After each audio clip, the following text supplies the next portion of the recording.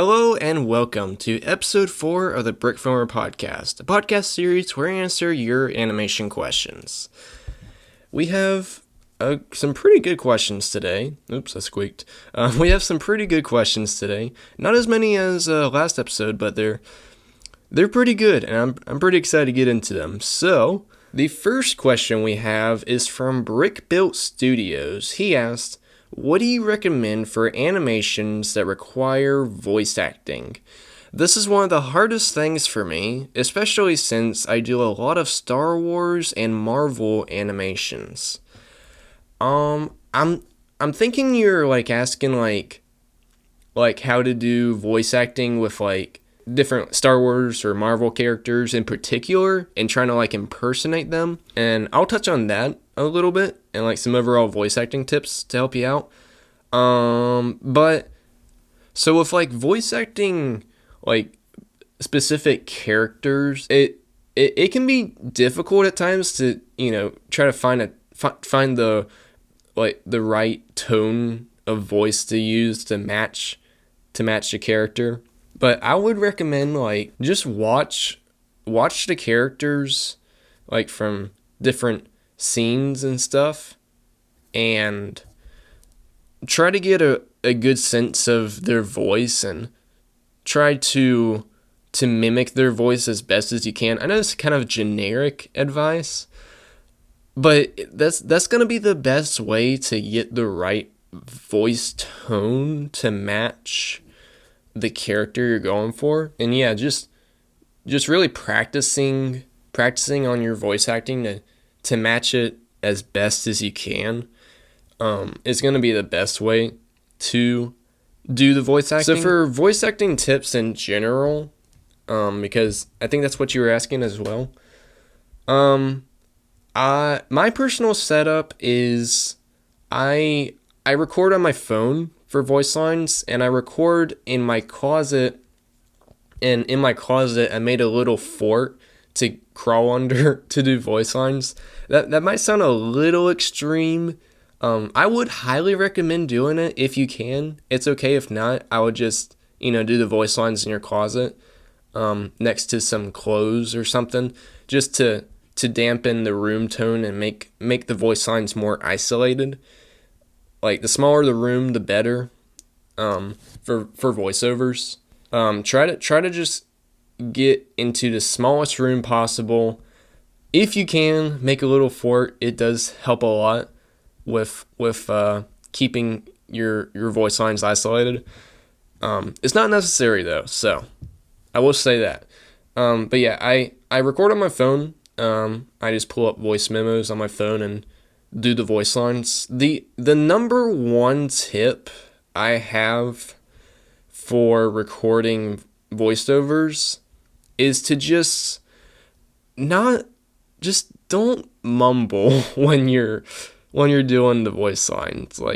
This is something that's really common with stop motions with dialogue in it, is everybody will just mumble, and the voice lines will kind of sound like this, and they're saying something, but you don't know what they're saying because they're just mumbling, and all that, and it gets really annoying to me, at least. I'm like, why don't you just speak louder? Come on, that's where the quality is. The louder you talk is typically the better the quality of audio. I know it can be, especially when you're starting out and you never done voiceovers before, it can be pretty intimidating to just speak in a pretty loud tone and just say random pieces of dialogue over and over again.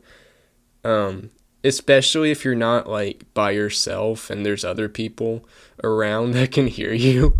It can be a little intimidating, but rest assured it is worth it in the end, because the quality is in the volume, to put it simply.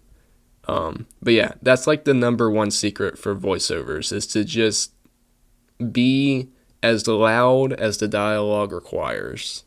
Like if there are exceptions to that, but for typical dialogue, you want to talk pretty loud. Not like shout into the microphone, but like just talk with a pretty loud voice, kind of like this, not nothing too loud, but just a little louder than your usual talking voice would be preferred. So that way, just get it to where you can properly enunciate the words. That's one thing that I've definitely had to work on a lot, was like enunciating my words, and making it so the dialogue is, intelligible and not like lost and muddy, in like just like how I would usually speak.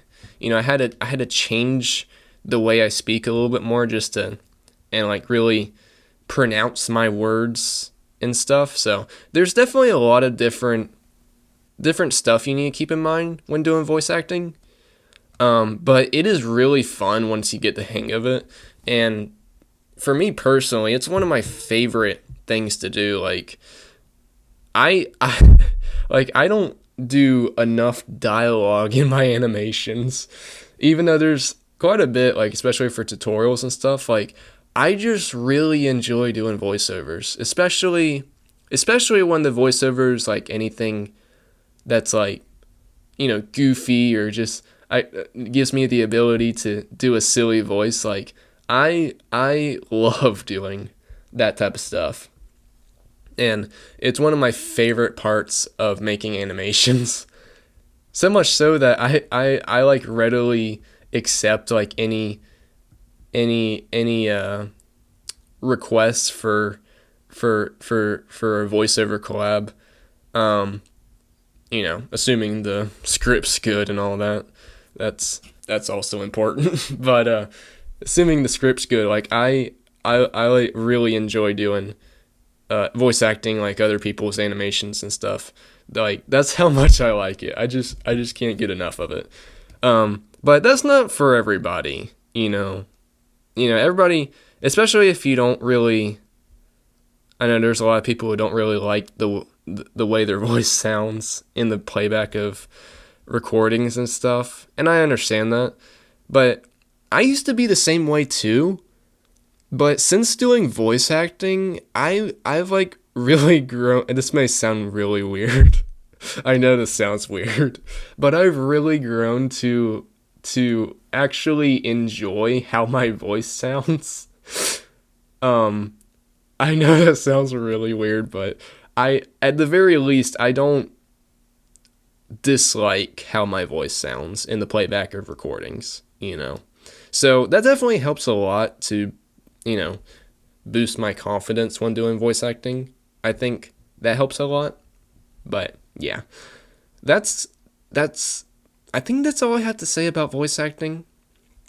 Oh, also, if in the event that you practice your voiceover skills and try to get good at it, but at the end of the day, at the end of the week, at the end of the month, whatever, however long you spend trying to, get good at it, if you just really don't care to do voice acting, but you need your animations to have dialogue in them, I would say just make a community post on YouTube and say, hey, here's some lines I need somebody to do. Let me know if you're interested and send me the voice lines via email or YouTube short, an unlisted YouTube short. And, yeah.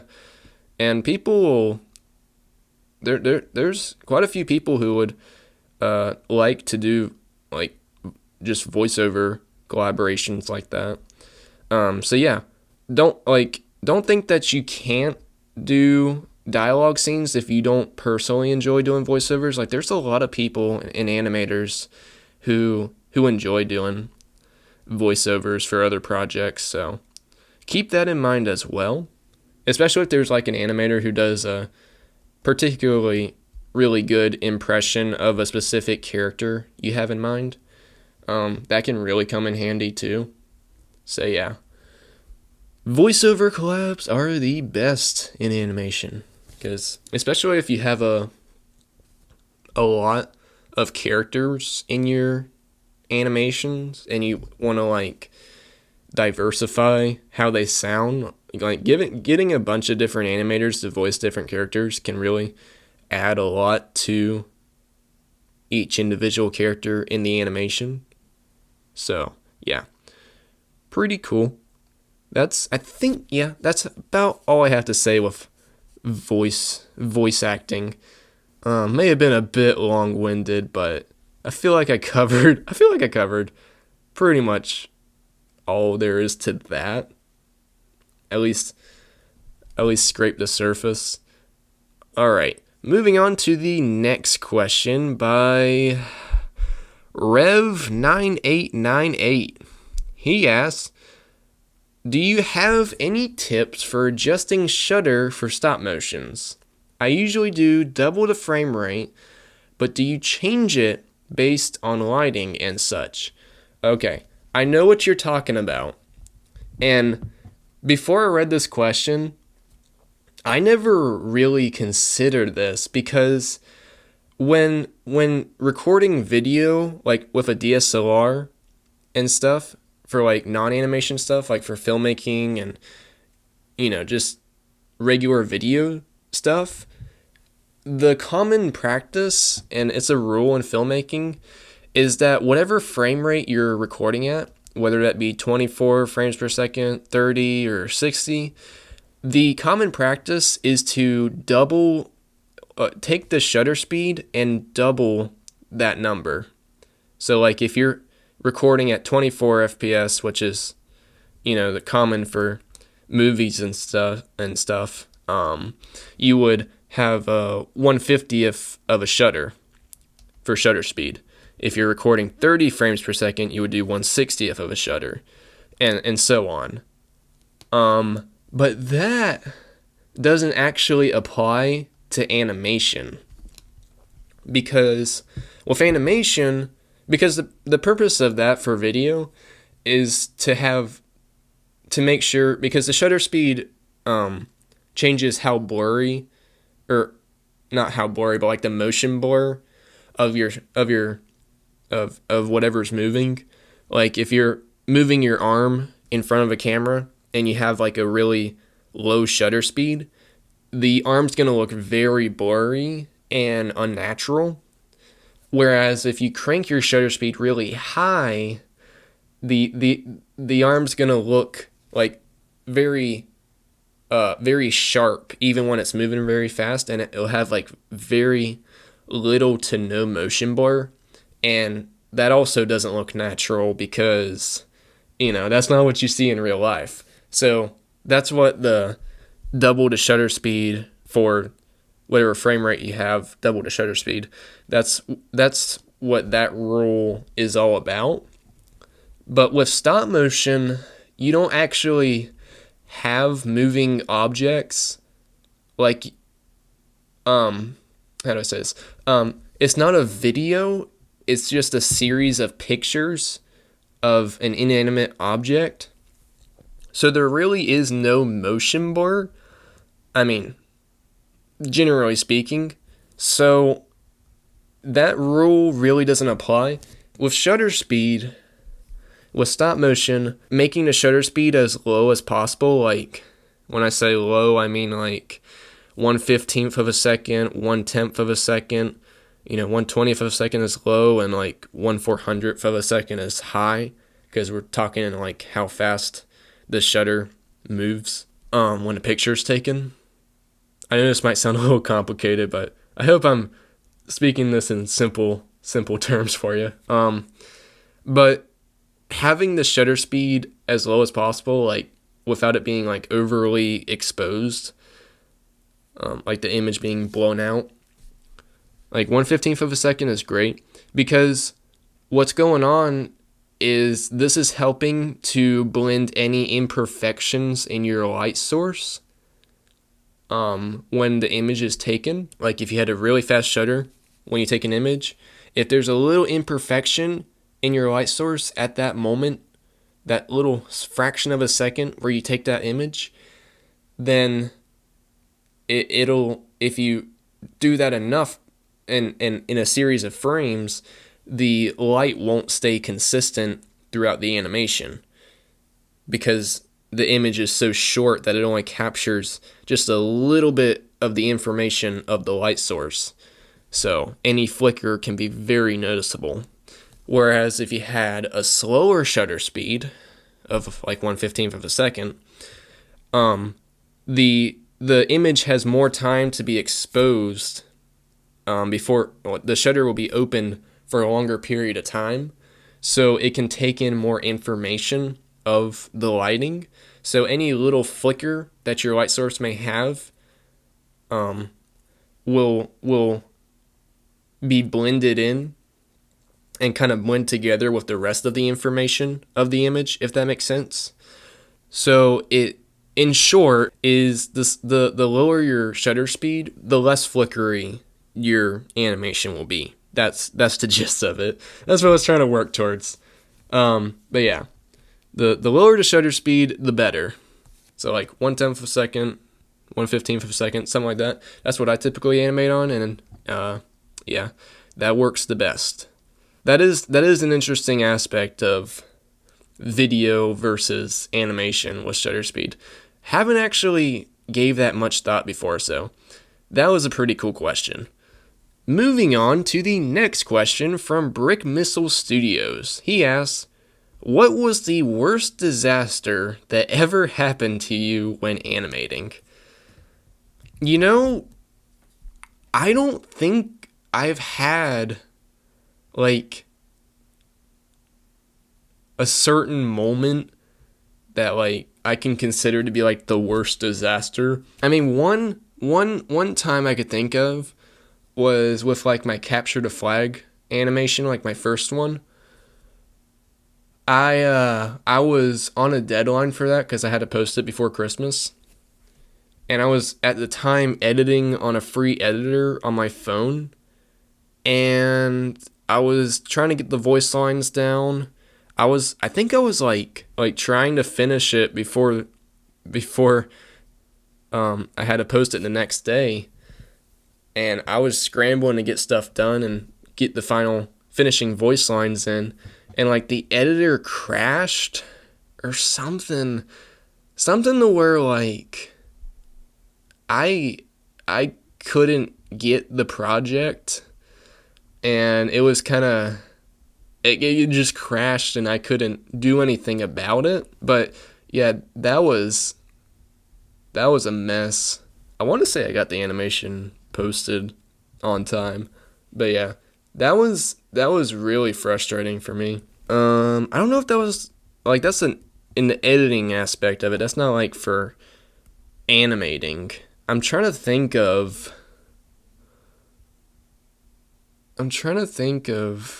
any time I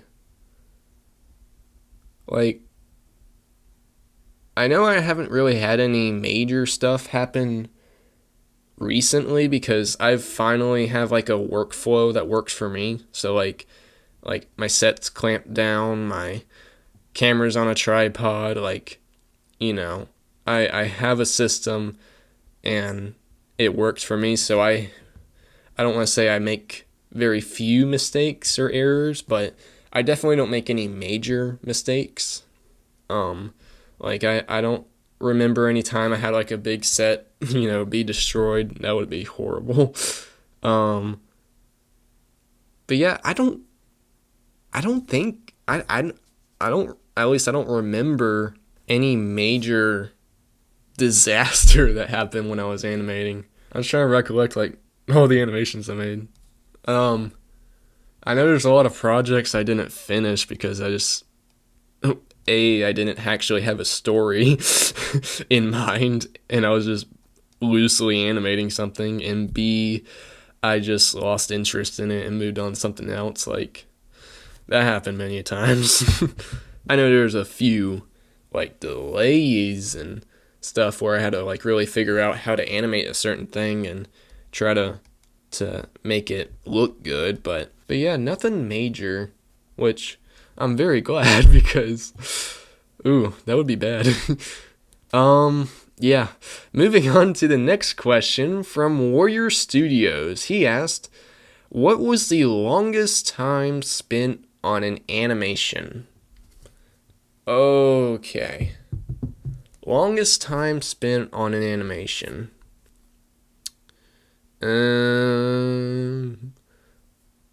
I want to say it was Smiley Face Dude, actually. Because I spent like 2-3 months working on it. And, I kind of took like a couple week break from it. Just because I was busy with stuff. But I want to say that was the longest I've spent on an animation. I know the Iron Squad, which I really need to work on.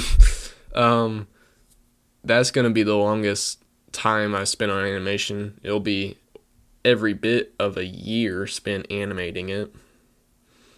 Off and on. Like, not, every day animating, but like in segments between making YouTube content and tutorials and stuff. But yeah, that'll definitely be the longest I've ever spent on an animation. But it will be worth it. It will be worth it.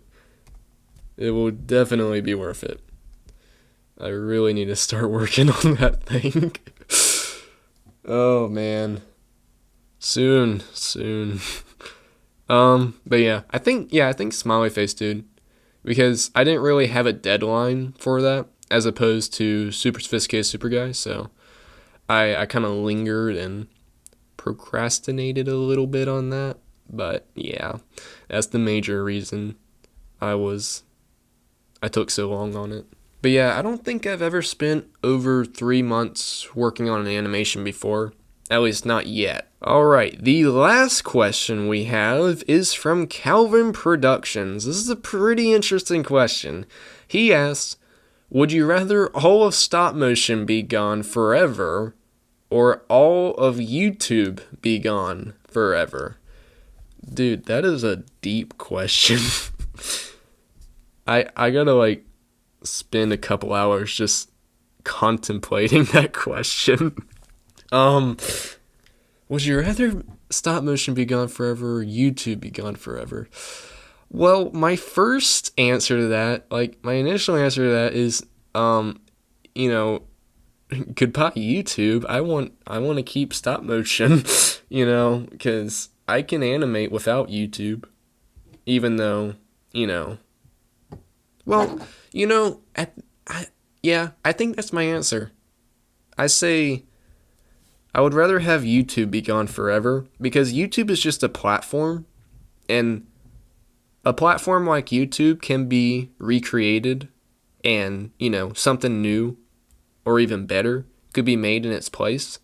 So with that in mind, I would say, get rid of YouTube forever, keep animation and stop motion, because, if you get rid of that, you would be getting rid of, stop motion. You don't want to do that. So yeah, I think, that's my answer to that. Because if you get rid of stop motion forever, just think of films and stuff that use stop motion and stuff. Even The Mandalorian use stop motion, and that I really like it when films use stop motion in their films and integrate it with real life stuff. So yeah, YouTube can be gone forever, but keep stop motion. That is my answer to that.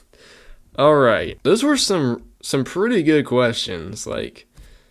I really enjoyed answering those. Hopefully you guys got some good nuggets from them. And yeah, if you want your question to be answered in the next podcast, then be sure to leave a comment down below, and I will be sure to make a note of it to consider responding in the next episode. And also, if you want some weekly animation tips from me, I have a free newsletter. Cough. Newsletter, yeah. I know, that's weird. That's weird to say. Like, newsletters are not for youngsters, I get it, but I personally like newsletters. So I started a newsletter for Lego stop motion animation, so you guys get some quality tips from me that doesn't require me to make a dedicated tutorial that takes like 1 to 2 months to make. If you know what I mean. I could just write a little email, with some tips in there too, and just, go over them a little bit more in depth. And yeah, it's a great place to just have another place to just get some animation tips. So if you're interested in that, it's totally free and you can check it out in the description below. And also, assuming I have everything set up by the time this podcast is up and going, I should be offering some animation services where you can either submit an animation for me to review, and I'll send you back a 5 to 15 minute long video review of your animation with actionable feedback and advice to help you figure out what to improve on and how to improve. And also, I'll be offering a one-on-one animation call. This is where you can hop on a call with me for 1 hour and talk through your animation, whether it be story, your lighting, your sound design, anything really.